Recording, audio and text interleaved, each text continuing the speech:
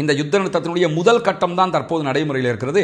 இரண்டாம் கட்டம் என்பது அடுத்ததாக நடைமுறைக்கு வர இருக்கக்கூடிய சூழல்ல அந்த இரண்டாம் கட்டத்தில் பாலஸ்தீனத்துக்குள்ள காசாவுக்குள்ள சர்வதேச படைப்பிரிவு ஒன்று வர வேண்டும் என்கிறது அமெரிக்கா.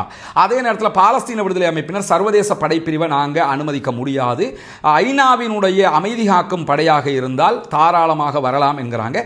ஐநாவினுடைய அமைதி காக்கும் படையை பாலஸ்தீன விடுதலை அமைப்பு ஏற்றுக்கொள்வதற்கான காரணம், ஐநாவினுடைய அமைதி காக்கும் படையில் அதிகமாகவே யார் இருப்பாங்க, துருக்கியை சேர்ந்தவர்கள் தான் இருப்பார்கள், டர்க்கி ராணுவம் தான் இருப்பாங்க.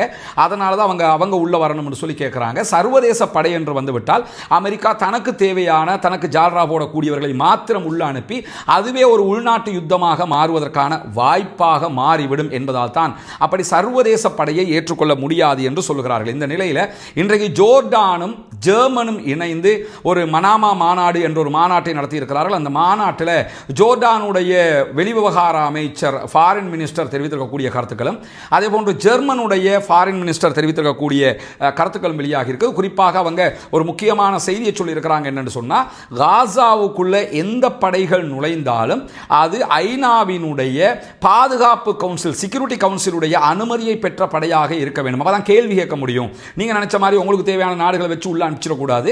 அது சர்வதேச அளவில் ஐநாவினுடைய செக்யூரிட்டி கவுன்சிலுடைய அனுமதியை பெற்ற படையாக இருக்க வேண்டும் என்கிற நிபந்தனையை அவர்கள் விதித்திருப்பது மட்டுமல்லாமல் இந்த படையில் இஸ்லாமியர்கள் மாத்திரம்தான் இருக்க வேண்டும் என்கிற ஒரு நிபந்தனையும் ஜோர்டானும் அதே போன்று ஜெர்மனும் முன்வைத்திருக்கிறாங்க. ஏன்னா மற்ற மதங்களை சேர்ந்தவர்கள் அதில் போகிற நேரத்தில் அதுவே ஒரு கிளாஷாக மாறிடக்கூடாது.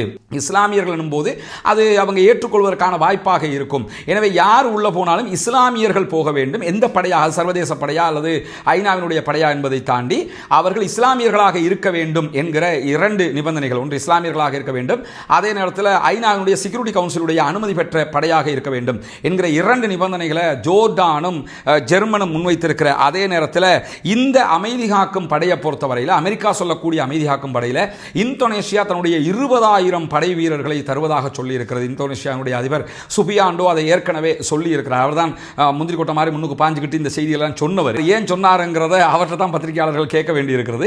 அப்படியான ஒரு சூழல்ல இந்தோனேஷியா, ஈஜிப்ட், UAE ஐக்கிய அரபு அமீரகம் ஆகிய நாடுகளுடைய படைகள் மாத்திரம்தான் இதிலே இருப்பதற்கான வாய்ப்பு இருக்கிறது என்கிற செய்திகளையும் தி டெலிகிராஃப் இன்றைக்கு வெளியிட்டிருக்கக்கூடிய செய்தியில் பார்க்க முடியும். அதே நேரத்தில் ஜோர்டான் தங்களுடைய படைகளை அனுப்ப மாட்டோம் என்று சொல்லிட்டாங்க. இன்றைக்கு ஜோர்டானுடைய வெளிவிவகார அமைச்சர் எங்க படைகள் உள்ள வராது என்று சொல்லிட்டாங்க. இஸ்ரேலை பொறுத்தவரையில் எந்த படம் வந்தாலும் பரவாயில்லை, துருக்கி கத்தார் நாட்டினுடைய படைகள் வரக்கூடாது என்று சொல்கிறார்கள். இஸ்ரேலுடைய நிபந்தனை துருக்கி கத்தார் அல்லாத எந்த நாட்டு படையும் காசாவுக்குள்ள சர்வதேச படை என்கிற பெயரில் வரலாம்ங்கிறாங்க.